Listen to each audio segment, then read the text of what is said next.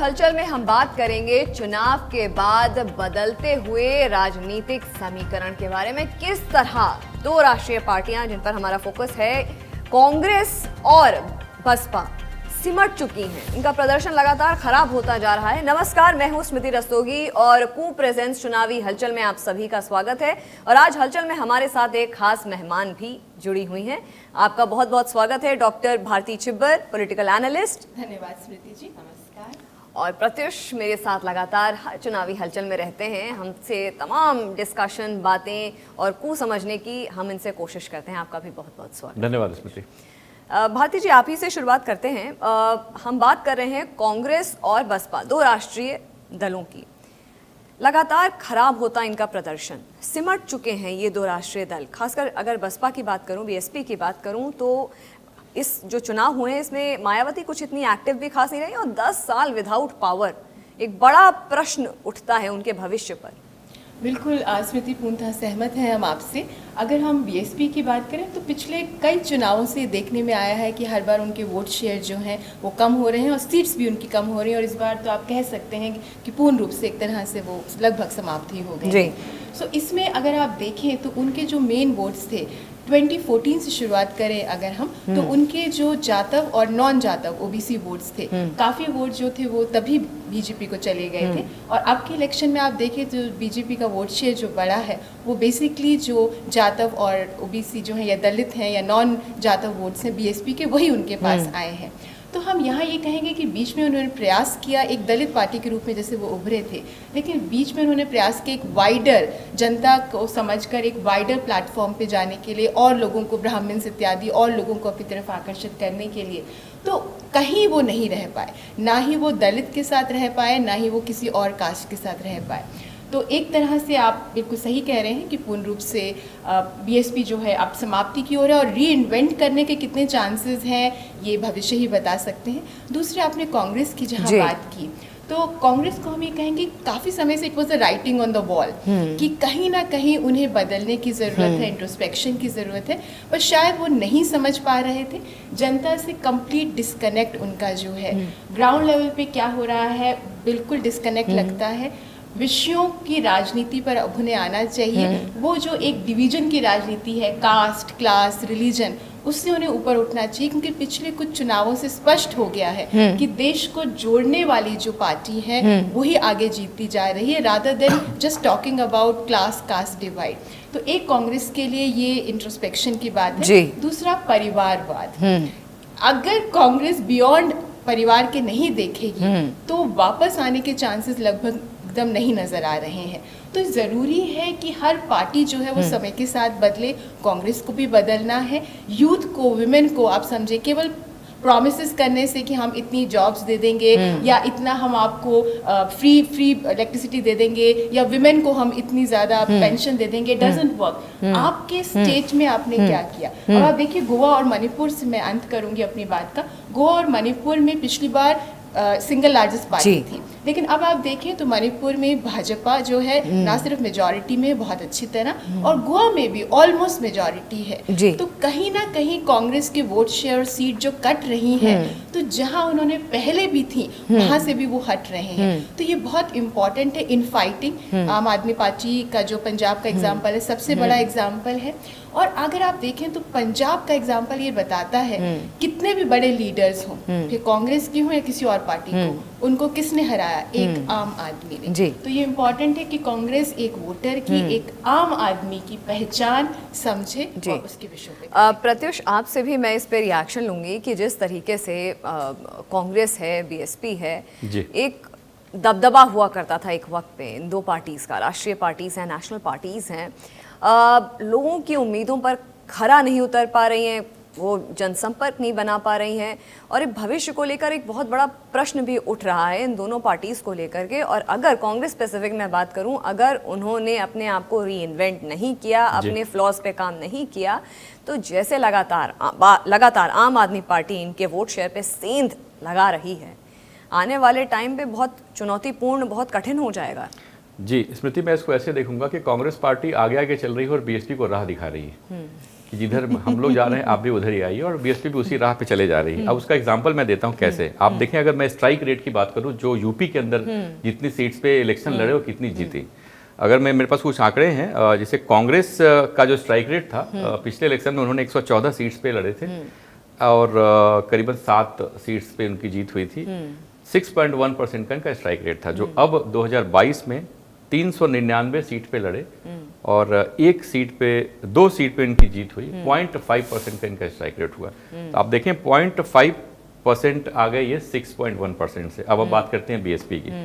BSP ने 403 seats पे लड़ी थी, 19 इनको सीट्स मिली थी। 4.7% का इनका स्ट्राइक रेट था, जो अब 2022 में सिर्फ एक सीट पे जीत मिली है और इनका स्ट्राइक रेट हो गया 0.2%। तो मतलब बीएसपी यहाँ पे कांग्रेस से भी आगे बढ़ गई है कि अब हम आपको रास्ता दिखाते हैं। तो ये प्रॉब्लम कहाँ है कि ये कांग्रेस का जो अपना एक पार्टी का स्ट्रक्चर है, उस पार्टी के स्ट्रक्चर को कंप्लीट ओवरऑलिंग की जरूरत है, सर्विसिंग होने की जरूरत है। और मैं ऐसी बात नहीं है कि इस पार्टी में लीडर्स नहीं है, लीडर्स आज के डेट पे भी हैं, अच्छे लीडर्स हैं जिनकी मास बेस भी है, मगर जब उन लीडर्स को उनकी बात सुननी पड़ेगी जो सिर्फ ड्राइंग रूम लीडर्स हैं, तो फिर वो बात नहीं बनेगी। आप देखिए पंजाब में क्या हुआ स्मृति, हरीश रावत को चार्ज दिया गया। हरीश रावत वहाँ पे आए, जब से जैसे आए फाइटिंग शुरू हो गई। सुनील जाखड़ की जगह चन्नी को अपॉर्चुनिटी दी गई। सुनील जाखड़ इससे नाराज हुए, काफ़ी दबदबा रहता है उनका। हरीश चौधरी थे जो यूनिट पे वहाँ हेड करते थे, उनसे चीजें संभली नहीं। सिद्धू ने यहाँ के ऊपर से और जो है काफी चीजें जो आपने चन्नी और सिद्धू का नाम लिया है, ये हार चुके हैं अपने सीटें। तो आप देखें कि कैसे अब आपका इलेक्शन से 6 महीना 8 महीना पहले, साल भर पहले ये सारी कहानी होगी, तो आप कैसे एक्सपेक्ट करते हैं मतदाता आपको चुनेगा, even if those voters don't have any ये alternative in front of him, so it's very tough. So यही चीज़ें बाकी यूपी में भी हुई हैं, यही चीज़ें पंजाब में भी है, कांग्रेस की बात करो, यही चीज़ें वहाँ पे उत्तराखंड में भी हुई है। और बीएसपी की जहाँ तक बात है कि बीएसपी का अभी भी स्ट्रक्चर है, अभी भी उनका पार्टी का बेस है, मैं बोलूँगा अभी ऐसा चला गया बिल्कुल नहीं है, क्योंकि अभी भी उनको जो है करीबन 12-13% के वोट मिले हैं उनको, जो पिछली बार 22% थे। 10% का वोट बैंक हो गया उनका, लेकिन अभी भी बीएसपी चाहे तो कमबैक कर सकती है बहुत मजबूत तरीके से। एक दिक्कत है बीएसपी में, क्योंकि प्रत्युष आपसे मेरी लगातार चर्चा जो चलती आ रही है, हम हलचल में डिस्कशन करते हैं, कमान किसी को अपने हाथ में लेनी पड़ेगी। अपना, जैसे हम कहते हैं पॉलिटिकल टर्म्स में, उत्तराधिकारी नहीं बट चेहरे और भी मजबूत करने पड़ेंगे संगठन में। सबसे जरूरी है, जब आप लोकतंत्र में एक राजनीतिक पार्टी को रन कर रहे हैं, तो you have to set up complete democracy within your party. आपको अपनी पार्टी के अंदर पहले डेमोक्रेसी के सेटअप करें। आप नजर उठा कर देख लें सारी पार्टीज पे, आप बीएसपी को देखें, आप एसपी को देखें, आप कांग्रेस को देखें, कई सारी ऐसी पार्टी है जो एक चेहरा है, या तो परिवार है या एक चेहरा है, उसके दम पे चल रही है। टीएमसी को देखें, सेकंड लाइन ऑफ लीडरशिप नहीं दिखती है। अगर आप कंपेयर करें बीजेपी से, देखें कि आपको सेकंड लाइन ऑफ लीडरशिप आपको कंप्लीट दिखेगी। ऐसे ऐसे चीफ मिनिस्टर हैं जो 10 साल 15 साल से सेवा कर चुके हैं, अपनी सर्विस दे चुके हैं। आप सेंट्रल मिनिस्टर्स को ही देख लें तो सबके ट्रैक रिकॉर्ड जो है वो बेहतर ही दिखते चले जा रहे हैं। तो पूरी लीडरशिप है। तो कोई भी पार्टी कैसे इवॉल्व करेगी, कैसे आगे बढ़ेगी, जब तक कि पीछे से उसको आपकी लीडरशिप सपोर्ट नहीं कर रही है। सेकंड लाइन की हो, थर्ड लाइन की हो। योगी को आप सोचे कि योगी कहाँ थे? योगी एक एमपी थे, उनका कोई रोल नहीं था यूपी की राजनीति में। एक एमपी कॉन्स्टिट्यूंसी को रिप्रेजेंट कर रहे थे। उनको जैसे मौका मिला, उन्होंने उस मौके को बिल्कुल ऐसा ग्रैब किया और ऐसा भुनाया कि आज देखें कि ब्रांड योगी कितना मजबूत हो गया विद इन द पार्टी, क्योंकि विदाउट पार्टी के support this was not possible. तो ये बहुत जरूरी है समझना कि पार्टी स्ट्रक्चर ऐसे होता है। पार्टी स्ट्रक्चर आप बीएसपी का देखें, आप कांग्रेस का देखें, बाकी पार्टीज का देखें, तो वो सपोर्ट नहीं करता है। मतदाता इस चीज को दूर से देख रहा होता है। जो बात मुझे लगता है भारती जी ने भी बताई कि परिवारवाद से उठना पड़ेगा कांग्रेस को, और बीएसपी को हाई टाइम इंट्रोस्पेक्शन की बहुत जरूरत है। हमारे इस शो में जो एक सेगमेंट स्पेशल होता है, उसमें हम दिखाते हैं दिन भर के लेटेस्ट ट्रेंडिंग कूज। आज जो हम पोस्ट आपको दिखाएंगे वो होंगे सबसे पहले जनता के रिएक्शंस जो कू पर हमें आए हैं। सबसे पहले ऋचा सिंह है, इस चुनाव में बड़े बड़े नेता अपनी सीट नहीं बचा पाए। इसका मतलब है कि जनता अब ऐसे लोगों को अपना प्रतिनिधि बनाना चाहती है जो उनके बीच रहकर उनकी परेशानियां दूर कर सके। ये सब क्विक रिएक्शंस लूंगी क्योंकि बहुत सारे कूज हैं हमारे पास। भारती जी, आपका पहले रिएक्शन लूंगी। वही जो बात हम कह रहे थे आपसे, उसी बात पे ये कू है? बिल्कुल, हम जैसे बार बार बात कर रहे हैं कि जनता अब सर्वोपरि है, सॉवरन है, संप्रभुता जनता के पास में है, तो जनता जो है जो उनके लिए कार्य करेगा उसे वोट देगी। और जो कांग्रेस की हम बात कर रहे हैं, तो कांग्रेस को बाहर से कोई नहीं हराता स्मृति जी। कांग्रेस आपस में ही अपने जो उनके मिनिस्टर्स हैं और जो एमएलएज हैं वो आपस में ही लीडर्स हैं, लड़कर एक दूसरे में इनफाइटिंग करके हरा देते हैं। तो कांग्रेस को ये एक इम्पॉर्टेंट चीज है जो समझनी है। अगर आप अभी का आंकड़ा देखते हैं तो लोकसभा में जितना भी स्टेट्स में शेयर है अभी कांग्रेस का, केवल 36 सीट्स जो हैं उतना शेयर है उनका अभी स्टेट्स में जहां पे वो रूल कर रही हैं कि वो 36 मेंबर्स लोकसभा भेज सकती हैं। आम आदमी पार्टी को देखें तो 20 मेंबर्स, फर्क देखिए बहुत कम रह गया है। तो आई थिंक ये वाकई समय है कांग्रेस के लिए इंट्रोस्पेक्शन का। अगला कू देखते हैं, अमित जोशी का ये कू है। ये कह रहे हैं लगता है आम आदमी पार्टी का दिल्ली मॉडल काम कर रहा है और बाकी राज्यों के लोग भी इस पार्टी को मौका देना चाहते हैं और पंजाब इसका ताज़ा उदाहरण है। प्रत्युष, आपका क्विक रिएक्शन? ये पोस्ट तो अच्छा है, पढ़ के अच्छा लगता है, लेकिन किसी भी एक स्टेट का मॉडल दूसरे स्टेट में रेप्लिकेट नहीं करना चाहिए, क्योंकि हर स्टेट की अपनी रिक्वायरमेंट्स अलग होती हैं और वहाँ की समस्याएं अलग होती हैं। तो मॉडल तो आपका एक बेस हो सकता है, सोचने का नजरिया हो सकता है, बट आपको जो पंजाब का मॉडल को बनाना पड़ेगा वो एक अलग रूप होगा दिल्ली के मॉडल से, ये तो कंफर्म है जी।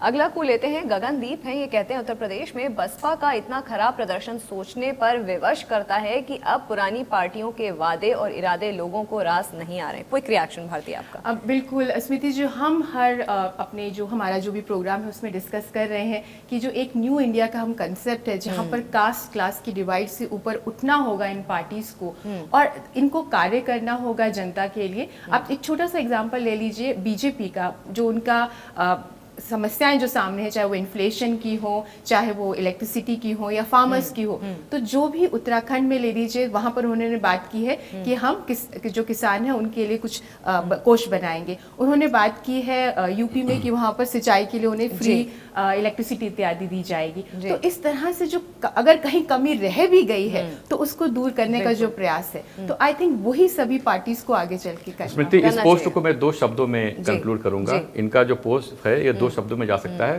परफॉर्म और पेरिश। परफॉर्म और पेरिश। आप या तो परफॉर्म करें या तो आप ना रहेंगे, ये इनका पोस्ट का मतलब। करो या मरो, हिंदी में करो या मरो, परफॉर्म और पेरिश। अगला कू लेते हैं,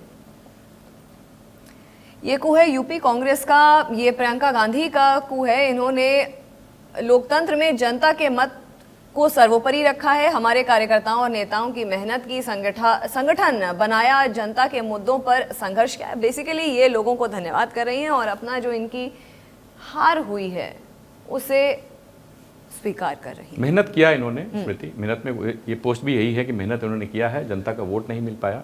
147 रैली इन्होंने की थी यूपी के अंदर में, मेहनत तो डेफिनेटली हुई है और भीड़ भी इकट्ठा हुई है। लेकिन अपनी आप जब रैलीज करते हैं तो भीड़ इकट्ठा आपके खुद की पार्टी के लोगों की होती है। भीड़, उस भीड़ के मायने तब होते हैं जो आपको पसंद नहीं करते हैं फिर भी सुनने जा रहे हैं और फिर आपकी बात से इंप्रेस्ड हो जा रहे हैं, उस भीड़ का तब मतलब होता है। तो मेहनत तो है इनकी कर रही है, लेकिन मेहनत के का थोड़ा दायरा और मेहनत का बोलें कि सर्वांगीण मेहनत इनको करनी पड़ेगी अपने पार्टी के अंदर। जी, नेक्स्ट कू देखते हैं हम, ये रोहित अग्रवाल का कू है। ये कहते हैं जनता का मत स्वीकार है, जनता ने हमें विपक्ष के रूप में मजबूत किया है और अब हमारी जिम्मेदारी जनता के प्रति और बढ़ जाती है। भाजपा की जीत का मतलब ये नहीं कि मुद्दे खत्म हो गए हैं, महंगाई आज भी है, बेरोजगारी आज भी है।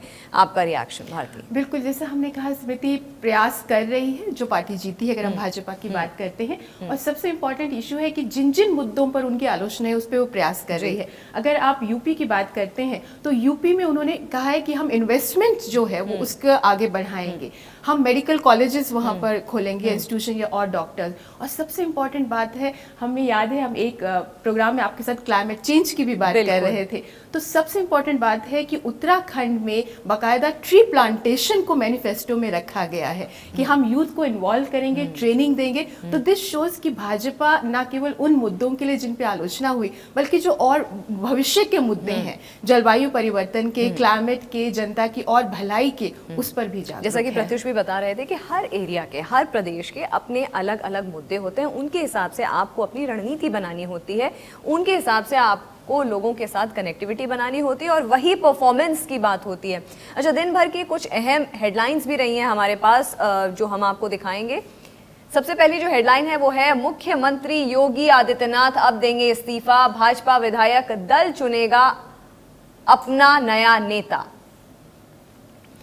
अगली हेडलाइन है, कीव की ओर तेजी से बढ़ रही है रूसी सेना, हर 30 मिनट में मारियोपोल में हो रही है बमबारी। भाजपा आम आदमी पार्टी की चिंता बढ़ा सकता है ये चुनावी वादा, पंजाब यूपी में बिजली सुधार की राह होगी मुश्किल।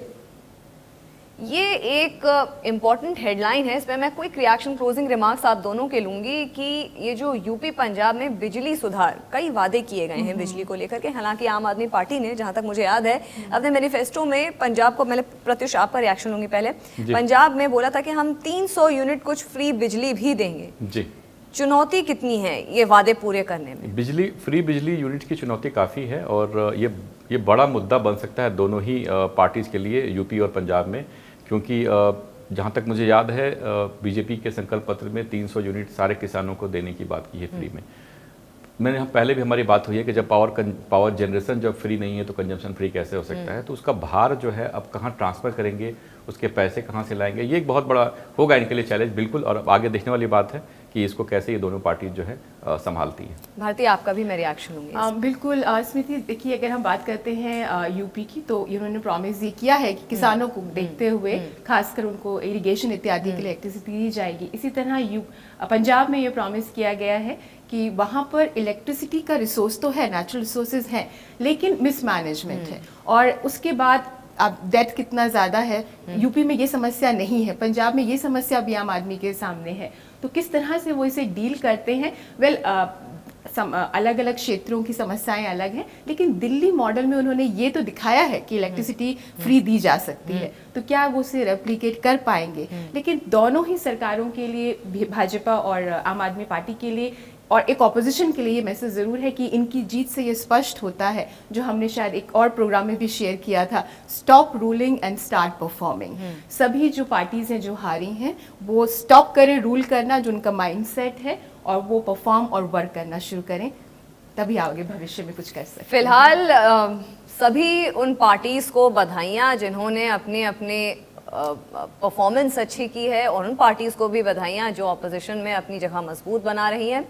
भाजपा 4 राज्यों में एक देखा जाए पूर्ण बहुमत के साथ वापसी की है, आपको बहुत बहुत बधाई। और आम आदमी पार्टी, जिस तरीके से आपने इनरोड्स बनाए हैं, एक नई पार्टी जो इतने खूबसूरती से उभरी है दिल्ली के बाद पंजाब, आपको भी हार्दिक शुभकामनाएं, बधाइयाँ। और ऑपोजिशन, अपने आप को आप मजबूत करिए, क्योंकि जो डेमोक्रेसी होती है, उसकी जो ताकत होती है, उसकी जो खूबसूरती होती है, वो होता है स्ट्रॉन्ग विपक्ष।